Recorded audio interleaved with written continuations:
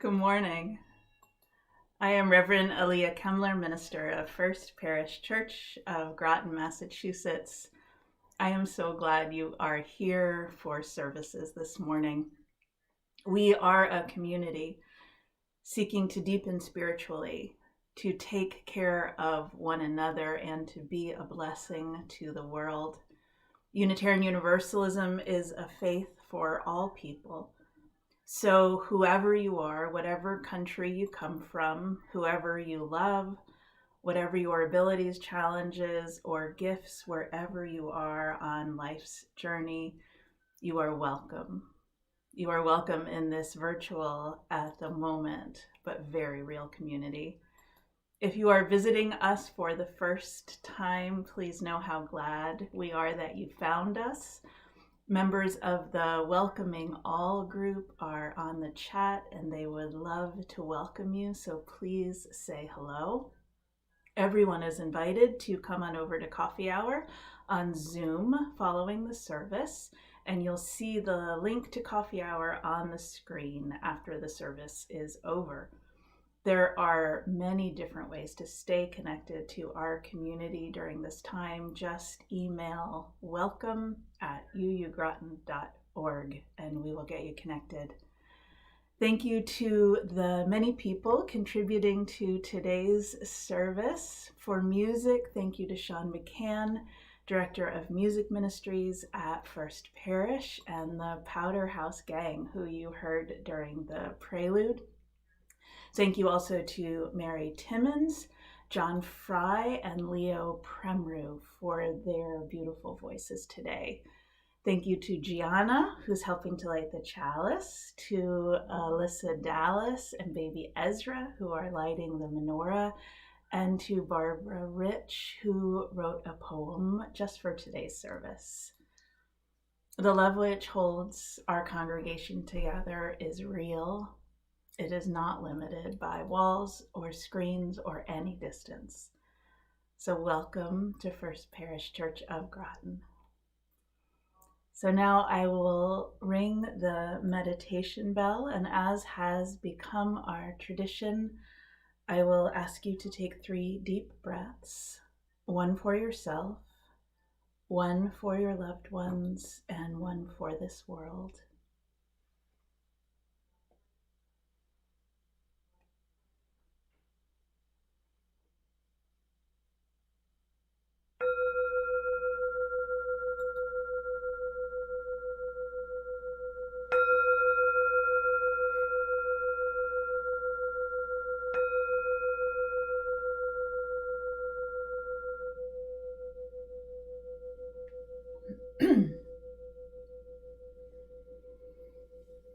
So we begin our service every Sunday by lighting the chalice, which is the symbol of our Unitarian Universalist faith, our faith which proclaims the radical and beautiful truth of the inherent worth and dignity of every person.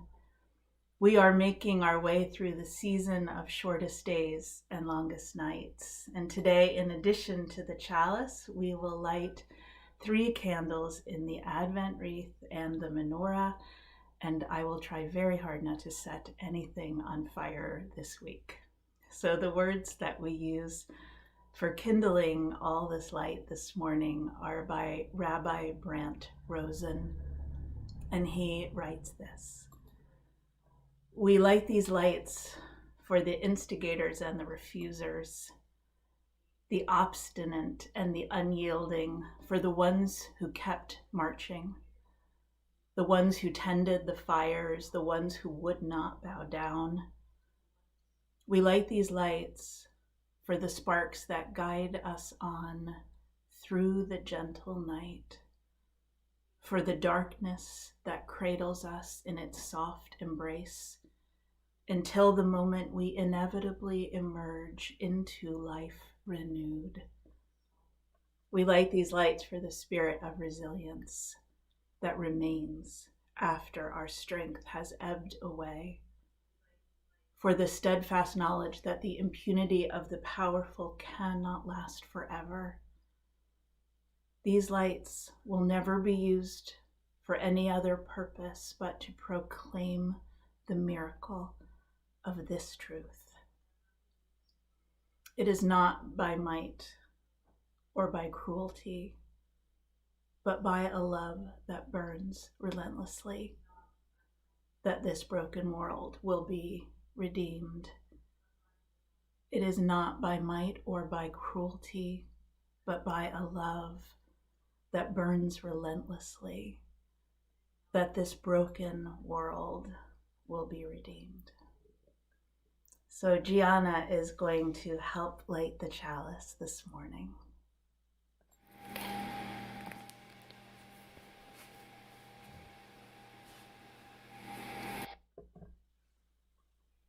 Thank you, Gianna.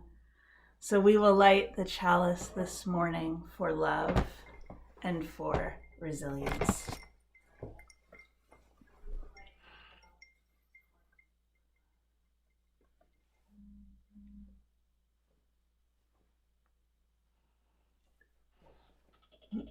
Today, we also light 3 candles on the Advent wreath. The Advent wreath reminds us that we are in a time of waiting. We are waiting for the light to return, and we are waiting for that baby named Jesus to be born. The baby who grew up to become a prophet and a teacher of that simple but very difficult lesson that we must love our neighbors as ourselves, and that everyone is our neighbor. The Advent wreath is an ancient symbol. The circle is for the eternal circle of the year, and it is made of evergreen for life, and as a reminder of the green of spring, which will come. So I'm going to light 3 candles on the Advent wreath, and I'll light them first, and then I'll show you the wreath. The first candle is for hope. The second candle is for peace.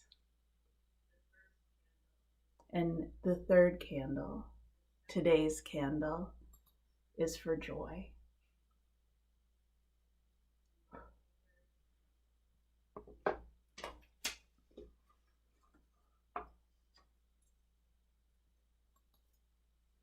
And there they are. May each one of us have hope and peace and joy, that we might help to bring more of it into this world, which has such great need of it. And may we remember that joy comes in all times, including the very hard ones, and it usually arrives in small moments and the most ordinary of places if we are paying attention.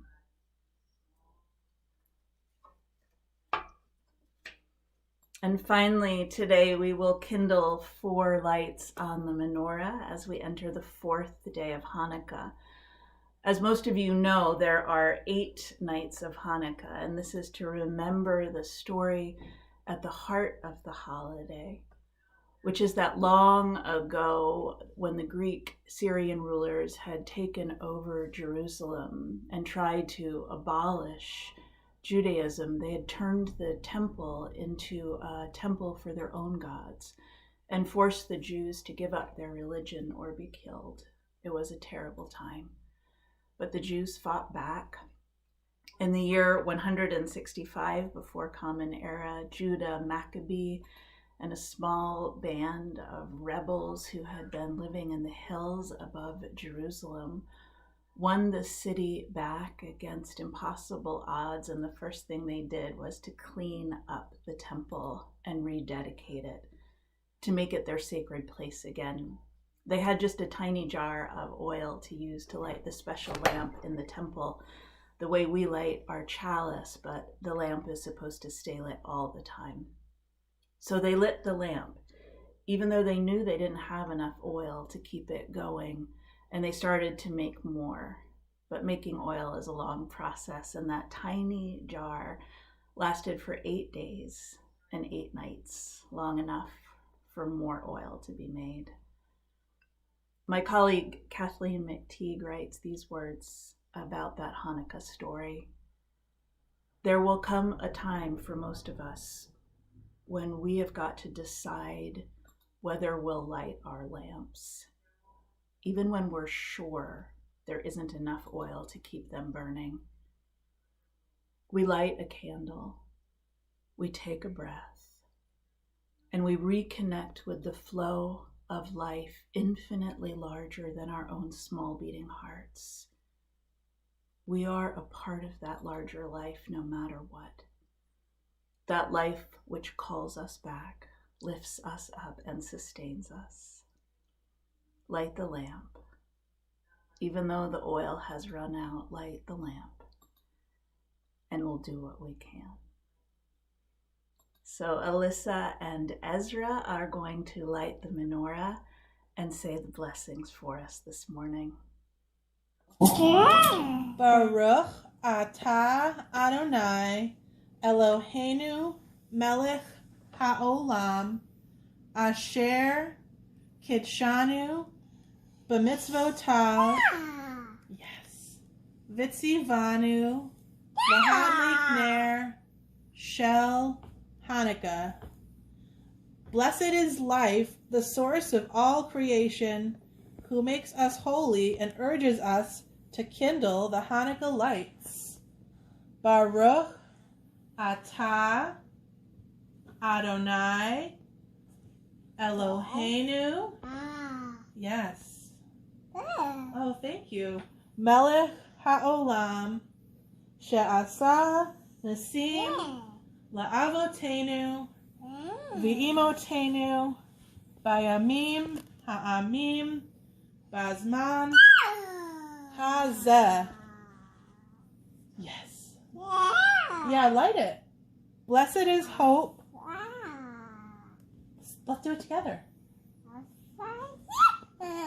Let's do. Blessed is hope, source of all creation, who performed wondrous deeds for our ancestors long ago in these winter days. Okay. Thank you, Alyssa and Ezra. It is so good to hear the sounds of babies. So now let's sing together Spirit of Life by Carolyn McDade. We sing it first in Spanish, translated by Lilia Cuervo and Ervin Barrios, and then in English. The link to the words is in the description box, so you can sing along. And I am so grateful to Mary Timmons, who will lead the singing today.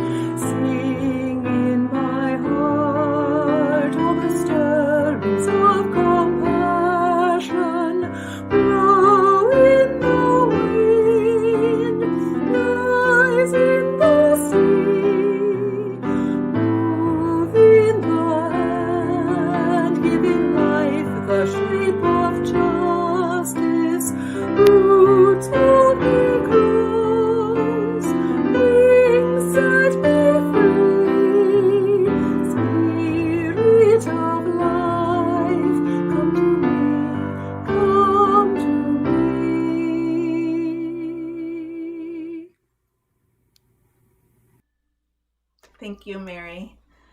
So now it's time for a story, but first let's say our words for gathering together. Say them with me and we'll do the hand motions. We are Unitarian Universalists with minds that think, hearts that love, and hands ready to help. So our story today is one of my favorite Hanukkah stories, and I know that some of you really like this one too. It is called Oskar and the 8 Blessings by Richard Simon and Tanya Simon, with pictures by Mark Siegel. Oskar's mother and father believed in the power of blessings, and so did Oskar. I don't know if you can see in the pictures, but they are lighting a menorah. Until the night of broken glass, his parents put Oskar on a ship to America. He had nothing but an address and a photo of a woman he didn't even know. It's your Aunt Esther. And his father's last words to him, he had those too. Oskar, even in bad times, people can be good. You have to look for the blessings. Oskar and the 8 Blessings, and there is the ship that Oskar is on, coming to America. Oskar arrived in New York on the 7th day of Hanukkah. It was also Christmas Eve. He knew his Aunt Esther would be lighting the menorah at sunset, and to reach her before the sun went down, Oskar would have to walk over 100 blocks on the avenue called Broadway. The city was terribly big. Oskar was terribly small, and Broadway stretched before him like a river. Oskar was already tired and hungry and cold, and his father's last words to him felt very far away. After a few blocks, he looked up to see a woman feeding pigeons. She offered him a small piece of stale bread so he could feed them too. Oskar wanted to feed the birds, but he was so hungry he swallowed that morsel of bread himself. The woman reached inside of her coat and gave him a small loaf of bread. It was warm and fresh, and it gave him the strength to keep on walking. Oskar saw a newsstand full of comic books. One showed a strong man in a cape doing amazing things. He stopped bullets, he stopped trains. The newsstand man held out his hand. Oskar didn't have any money, so he gave back the comic book. But then the man called to him. "Keep it, kid," he said. "Merry Christmas." Oskar clutched his gift, his Superman, and he heard his father's words. You have to look for the blessings.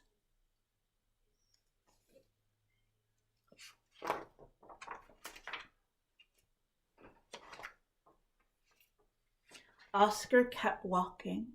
He stopped when he heard music coming from a little alley where a big man was humming a jazzy tune. The man whistled to Oskar. Oskar whistled back. They made a tune as fast and light as the snowflakes falling around them. It was Oskar's first conversation in America. And I don't know if you can see it, but there's a sign for a show at Carnegie Hall, and that's Count Basie who was whistling with Oskar. At the corner of a park, boys were having a snowball fight.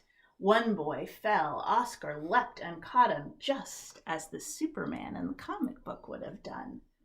The boy was laughing, and that made Oskar laugh. But when the boy looked at Oskar's cold hands, he stopped laughing, and he took off his red mittens.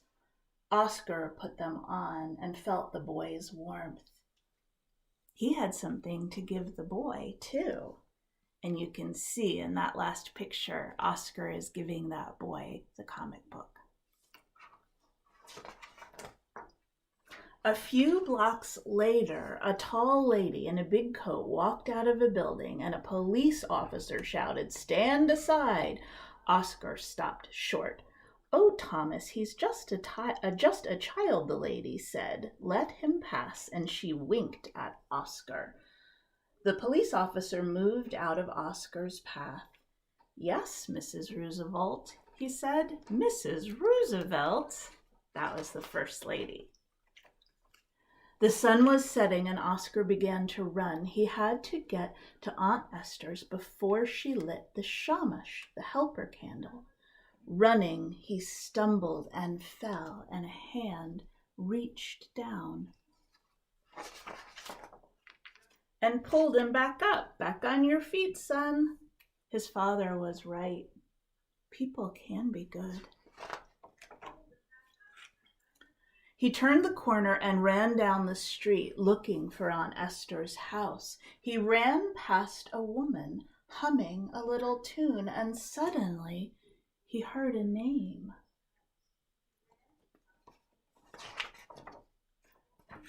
"Benjamin?" the woman said. It wasn't his name. It was his father's, and it washed over him. She had a dimpled smile, just like his. "That's Papa," he said. "I'm Oskar," whispered Aunt Esther.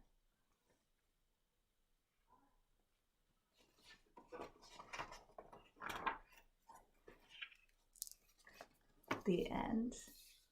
That's a good story, isn't it?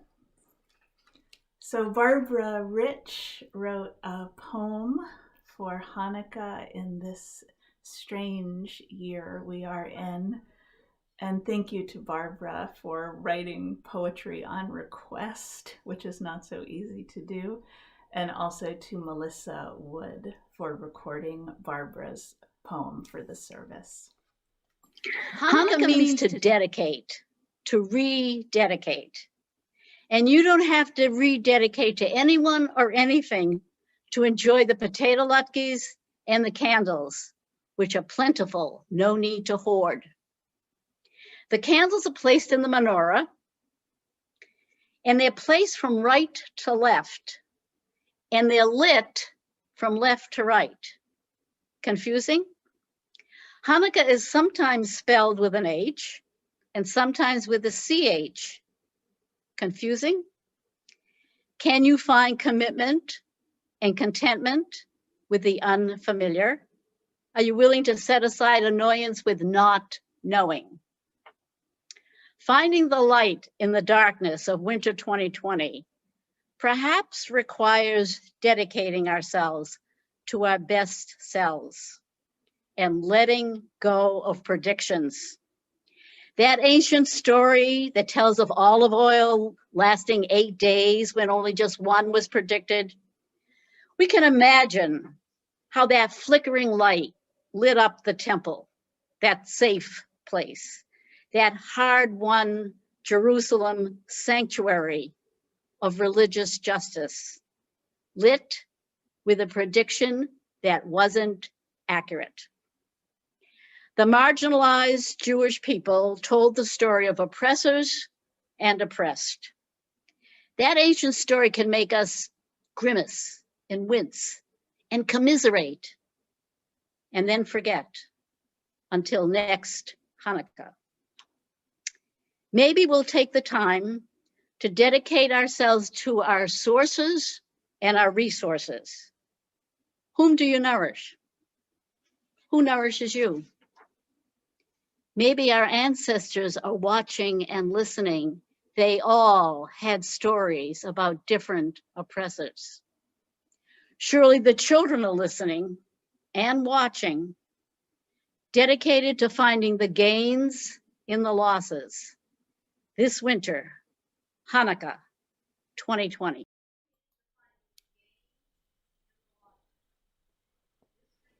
Thank you, Barbara. So I invite us now into a time of quiet for meditation and prayer, or you can simply rest and listen to the sound of my voice and the sound of morning all around you. I will pause twice during this time, and I invite you to tell us in the chat first your sorrows or concerns or anything that weighs on your heart today. And the second time, I invite you to tell us your joys, your good news, your gratitude. The chat is open to all while the service is live, but then it will disappear once the service is over. We are in a time of waiting, the time of kindling light and welcoming hope. So let's be still together. Let's wait together. Let's breathe together for just a moment and rest in the strength and the love of this sanctuary we create together here. And let us pray for all who wait. For all who wait for healing, for all who wait in need, for all who wait in grief. And let us hold in love these members of our community. Kira, who has just tested positive for COVID. Meg and Eric and William and Jane and Tommy and Mary on the death of Eric's mother, Marie, this week. We pray for healing for all of them after a long, hard road. For Charlie and Bonnie, who are waiting for results after Charlie's surgery, which went well. For Don's sister-in-law, Cindy, who is at the end of her life, and for all who love her. Let us pray for medical workers, for doctors and nurses and technicians and aides and hospital cleaners as the numbers rise again, and for all who are sick and suffering. Let us pray for teachers and grocery store workers and all who continue to put themselves in danger for the needs of others. May we not take them for granted. And I invite you to take a moment now to share your concern or your worry or your sorrow in the chat. Tell us what you are carrying that feels heavy so that we can hold it with you.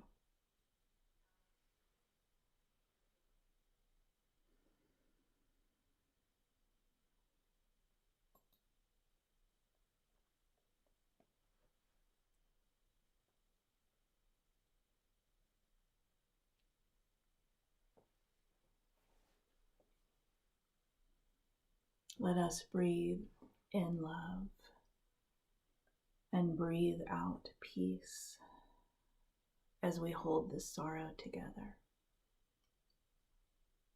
And let us also celebrate and share our joy. And I invite you to use this moment to write into the chat your good news, your celebration, or something that you feel particularly grateful for this week, so that we can share your joy and be grateful alongside you.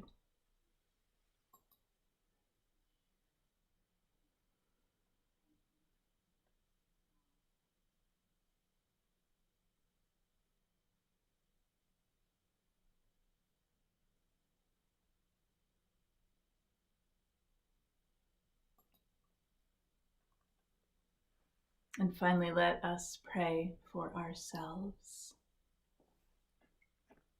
Let us choose again to believe in that love which redeems this world. And let us remember again that we wait together, even when we cannot see each other.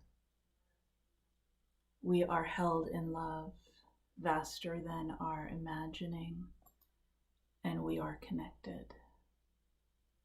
So may we find strength in that love and in knowing that we are not alone. Amen. So a few announcements. First, I would invite you to take a second to hit the like button. Doing that will help others who may be in need of a religious community such as ours to find us on the interwebs. If you are local, please come to our weekly vigil for Black Lives today and every Sunday afternoon. From 1 to 2 o'clock, we gather on Main Street along the church common to be in witness to the preciousness and value of Black lives. Also this afternoon, you can return your gifts for the giving tree from 1 to 3 o'clock at the church. Annie and Molly McGinty will be there to take them. And thank you so much to everyone who has donated a mountain of toys and clothing and gift cards for families living in local shelters, as well as for the International Institute of Lowell, which supports refugee families, and a couple of other wonderful organizations. And finally, this afternoon at 3 o'clock, the youth choir will meet, and then youth group is at 4 o'clock. And if you need more information about that or anything, just email us at welcome@uugroton.org. We have some wonderful holiday celebrations coming up in the next couple of weeks. Next Sunday is our annual no rehearsal, no stress, put on a costume and join the story paper bag nativity pageant this year on Zoom. Our pageant is usually hilarious, slightly chaotic, and very, very poignant. And I suspect it will be the same this year. Our motto is all are welcome at our stable. So come dressed as whatever you want, but we do hope for at least some shepherds and angels and stars and wise people and camels and sheep. So you are welcome to pick up a costume in a paper bag at the church on Saturday. That's this coming Saturday, December 19th, from 1 to 4 o'clock. I will be there with members of the Welcoming All group and the worship committee, and we will have costumes. We will also have hot chocolate and cookies and candles to use at the Christmas Eve service. So please come by. Pets are also welcome at the stable this year. They can put on a costume or come as they are. Rumor is some very large dogs will be attending the pageant as donkeys this year. If you have barnyard animals, by all means, bring them to Zoom. A whole new tradition may be starting. The information for the Zoom for the services is in the weekly email, or just email us at welcome@uugroton.org.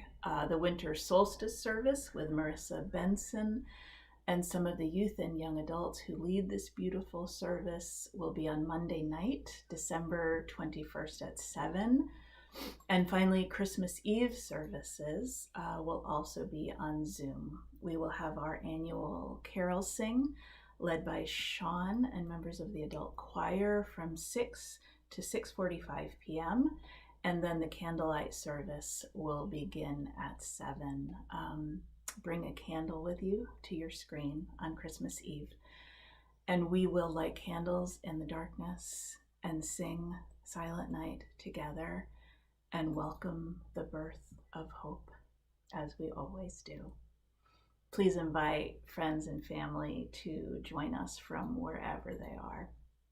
The church leaders continue to be so grateful for your support, as do I. We are asking for donations for our gas and grocery card ministry over the next few weeks.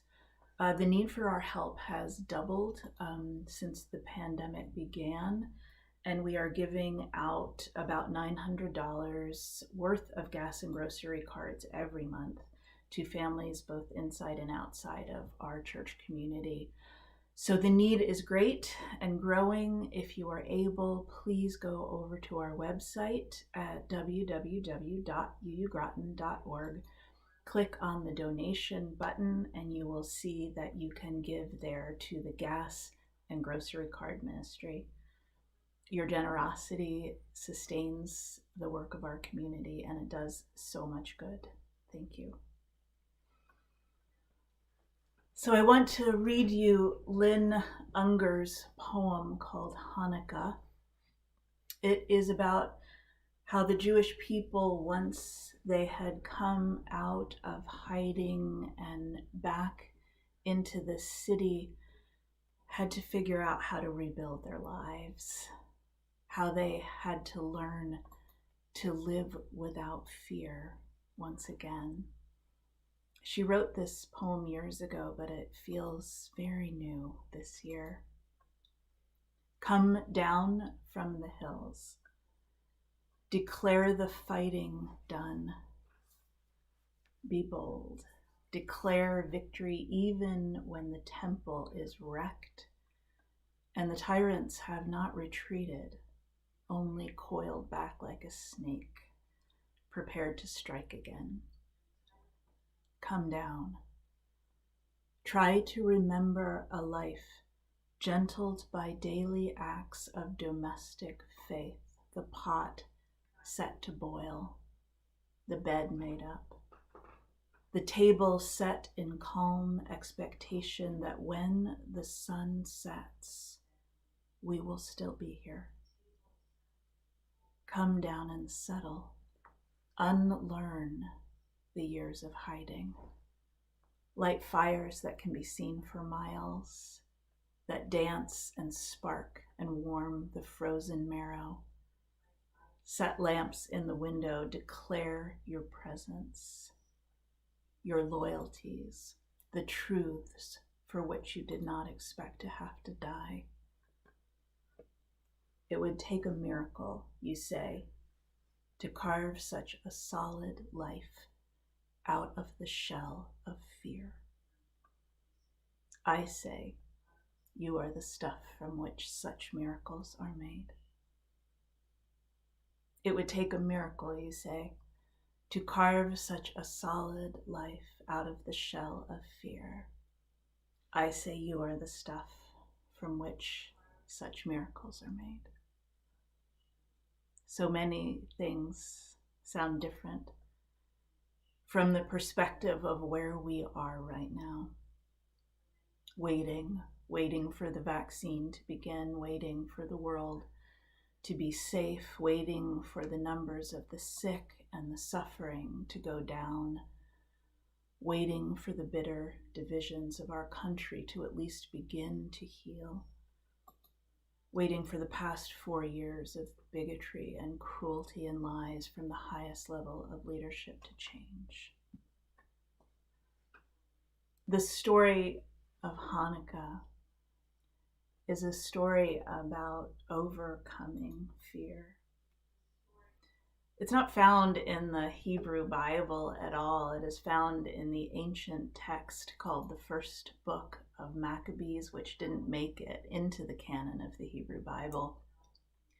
The book of Maccabees tells how in 165 BCE, Antiochus IV, the Greek-Syrian ruler, abolished religious freedom for the Jews of the region of Judea, what is now southern Israel. All Jewish worship was banned. All Torah scrolls were supposed to be destroyed. It became illegal to observe the Sabbath. Antiochus took control of the great temple in Jerusalem, which was the center of Jewish worship life.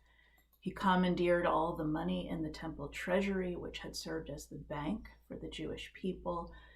He destroyed all the sacred objects and dedicated the temple to the Greek god Zeus. Judaism was officially outlawed. The penalty for practicing it was death, and soldiers went from town to town in the region, enforcing the new laws and killing all Jews who refused to publicly renounce their faith. Most Jews, understandably terrified and in fear for their lives, complied. However, in the small village of Moda'in outside of Jerusalem, a man named Mattathias refused, and he fled to the hills with his 5 sons and their families before they could be killed. And others joined them, and they formed this small band of outlaws living in the hills and launching surprise attacks on the Syrian Greek soldiers. When Mattathias died, his son Judah took over, and his fierceness as a warrior earned him the nickname Maccabee, which means hammer, and his soldiers were called the Maccabees. They weren't trained, they were vastly outnumbered, but they knew the mountains in which they were fighting, and they were desperate and determined, and against all odds, they prevailed, winning back control of the region and retaking the city. And when they arrived at the desecrated temple, the story goes that the fighters turned into carpenters and cleaners, and they repaired the temple and rededicated it in a celebration lasting 8 days. Now, the second part of the story, and the part that actually did make it into the Hebrew Bible, was written hundreds of years later in a text of the Talmud, or commentary on the Bible, which records the wisdom of the great rabbis. And this is the part how, when the Maccabees got ready to relight the lamp in the temple to rekindle the eternal flame, which was supposed to be kept burning, they could only find that one tiny jar of oil. So they lit the jar with the oil that they had, and miraculously the lamp kept burning for 8 days and nights, enough time to make more oil. For centuries, Jews have debated over what the real miracle of Hanukkah actually is. Is the real one the one that got included in the Bible about the tiny jar of oil lasting for 8 days? Or is the miracle the military victory of a tiny band of ragtag fighters over their much more powerful oppressors? Or is Mattathias the miracle? The power of one person to change the history of his people by refusing to comply with tyranny, even at the threat of death. Well, the rabbis wanted the people to believe in the oil. They wanted the people to believe that God had worked the miracle rather than the miracle of the people fighting against impossible odds, probably because that usually proves to be so deadly. And maybe the rabbis were also trying to use the oil story to teach people another way of survival when rebellion is not possible. The lesson that you have to keep the light burning. You have to keep the flame going even when you are sure you don't have enough. Because this is how we endure. This is how we survive. This is how we resist when we can't retake the city. We choose to light the lamp anyway, and we do what we can. That feels like a good lesson for this year. Rachel Naomi Remen, who is a doctor and a healer and a storyteller, believes that the lesson of Hanukkah is a lesson about how human beings have the gift and the responsibility to make more light in this world. In her book called My Grandfather's Blessings, Stories of Strength, Refuge, and Belonging, Remen writes about what she learned about Hanukkah from her grandfather, who was a rabbi, and someone who, as Remen puts it, showed me what it means to live so simply and honestly that you become a light in the world. So here's a slightly adapted version of her story from that book. When I was in the first grade, our school became interfaith. And so besides decorating a little Christmas tree in every classroom, each class participated in the lighting of the Hanukkah candles, which our teacher told us is what Jewish people did instead of celebrating Christmas. On the first day of Hanukkah, the teacher showed us a menorah with a place for 8 candles and explained how each day at sunset another candle would be lit until there was a candle burning in each of the 8 places. And she told us the story about the Maccabees, those fierce Jewish warriors who had long ago fought a great battle to defend the Jewish people.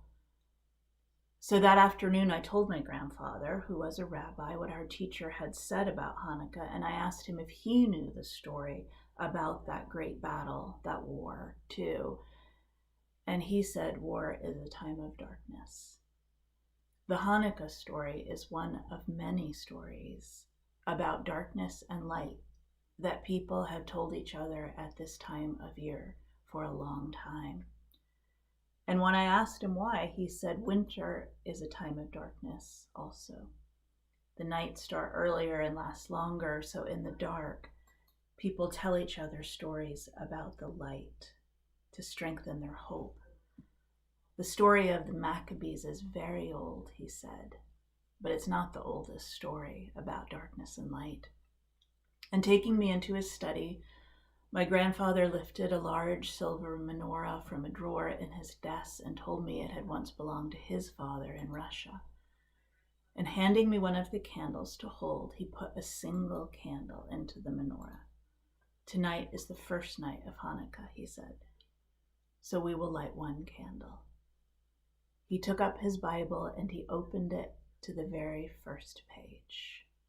One of the oldest stories about darkness and light.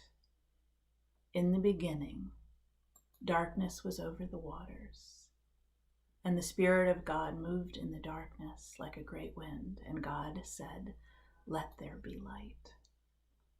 I looked at my grandfather, his face shining with the power of the words. I was enthralled. This is how the world begins for our people, Rachel, he said to me. Now, he said, I'll turn out the lamp, and there will be darkness like there was in the beginning, and we will see what it is like to receive the gift of light. At the time, I was afraid of the dark. Will you stay here with me in the dark, Grandpa? I asked shakily. Of course, he said, I will be here. The study was a room without windows, and when he turned out the lamp, it was very dark in there. And after a minute or so, my grandfather struck a match and lit the candle I was holding. It didn't give much light.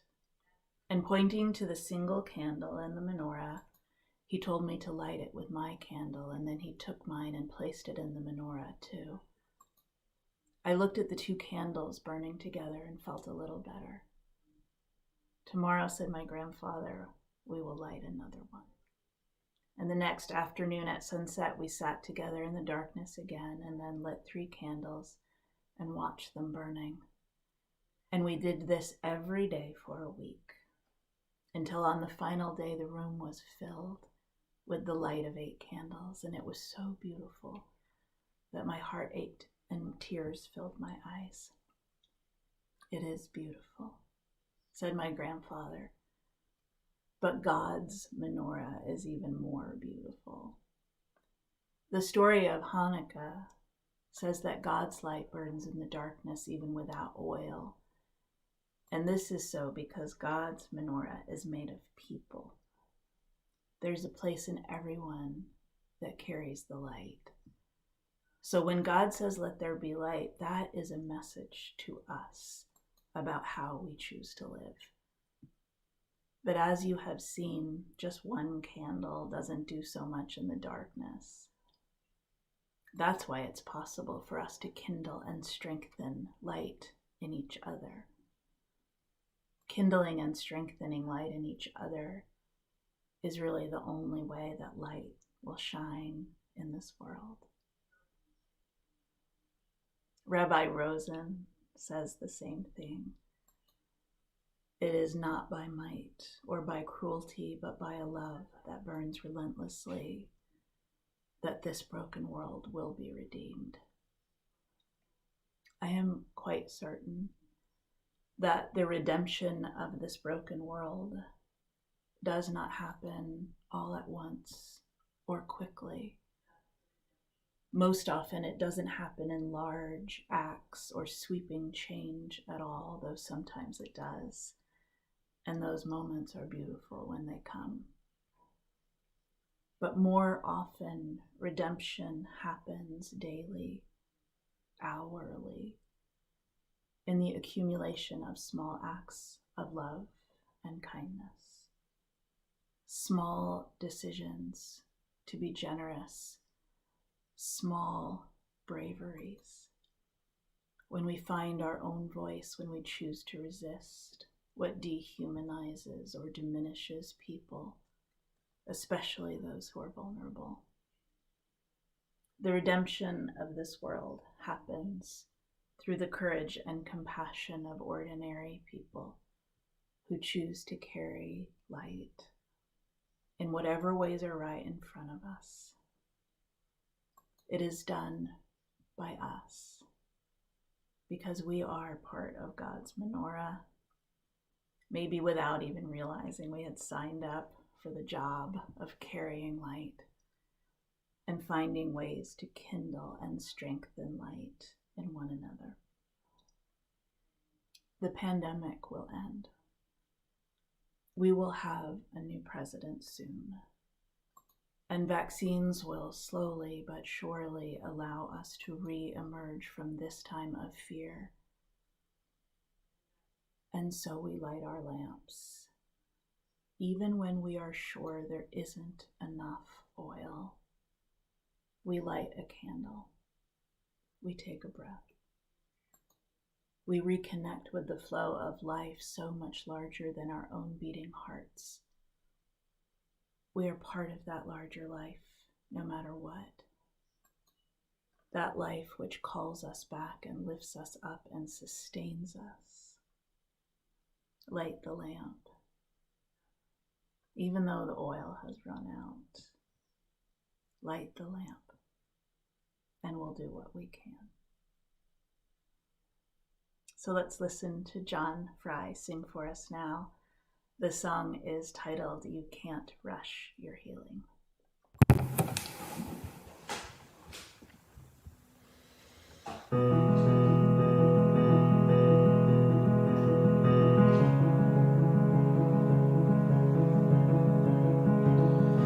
Comes to me upon the strings, when I hear it well I sing.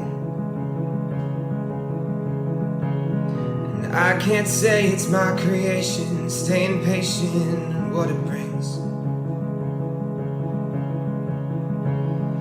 Let me say I'm coming humble, I don't know what's right or wrong.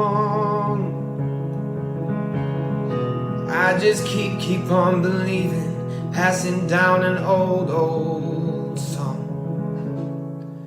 An old song.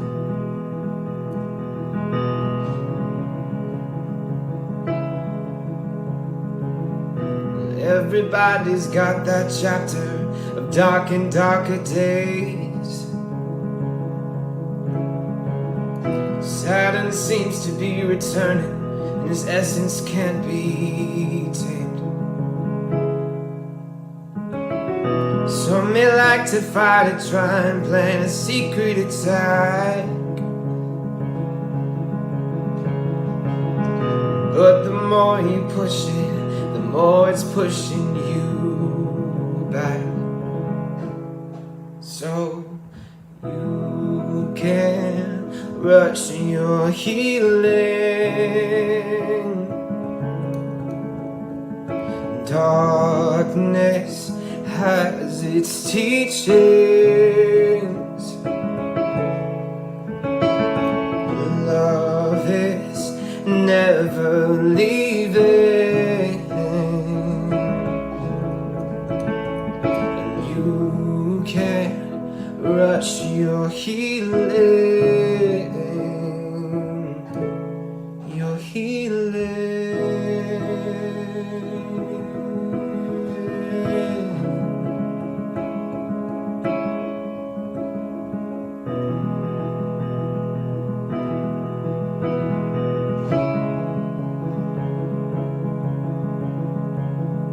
Mama, well, she told me time is such a wonderful gift. You're not running out, you're really running in. Confusion clouds the heart, but also it points the way. Quiet down the mind, the more the song will play. So you can rush your healing. Darkness has its teachings. When love is never leaving,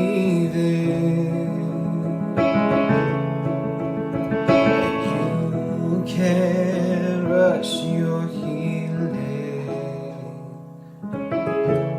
Your healing.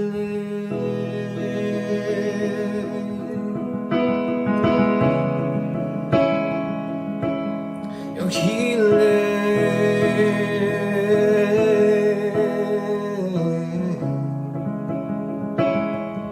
Your healing.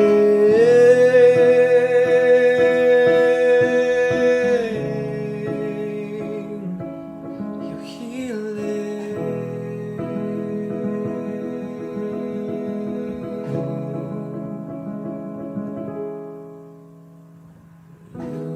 You can rush your healing.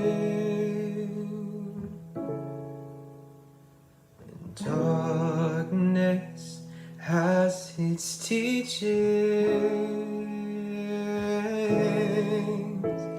and love is never leaving. But you can rush your healing. Your healing.